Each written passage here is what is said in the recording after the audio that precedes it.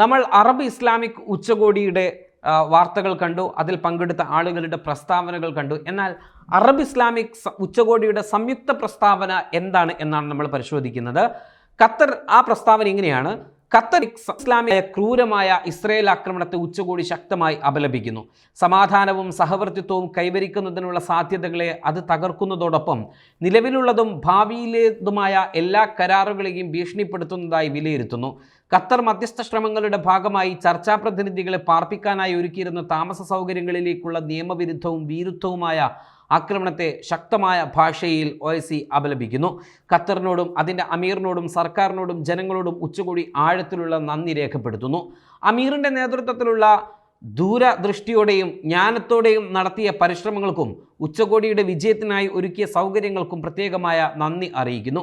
അംഗരാജ്യങ്ങൾ തമ്മിലുള്ള ആശയവിനിമയവും ഏകാഭിപ്രായവും വളർത്തുന്നതിൽ ഖത്തറിൻ്റെ പങ്ക് പ്രശംസനീയമാണ്. ആക്രമണത്തെ ഏതൊരു പേരിലായാലും ന്യായീകരിക്കാൻ നടത്തുന്ന ശ്രമങ്ങളെ ഉച്ചകോടി തള്ളിക്കളയുന്നു. ഇത്തരം ശ്രമങ്ങൾ ഗൗരവമായ രാഷ്ട്രീയ പരിഹാരത്തെ തടസ്സപ്പെടുത്തുകയും മധ്യസ്ഥ പ്രവർത്തനങ്ങളെ തകർക്കുകയും ചെയ്യുന്നു.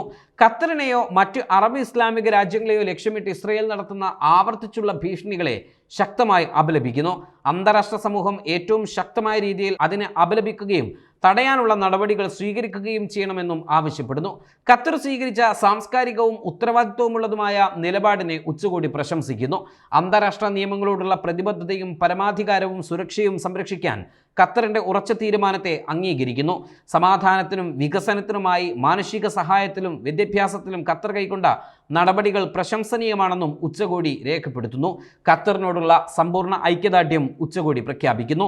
ഖത്തറിനെതിരായ ആക്രമണം എല്ലാ അറബ് ഇസ്ലാമിക രാജ്യങ്ങൾക്കെതിരായ ആക്രമണമായി ഈ ഉച്ചകോടി കാണുന്നു.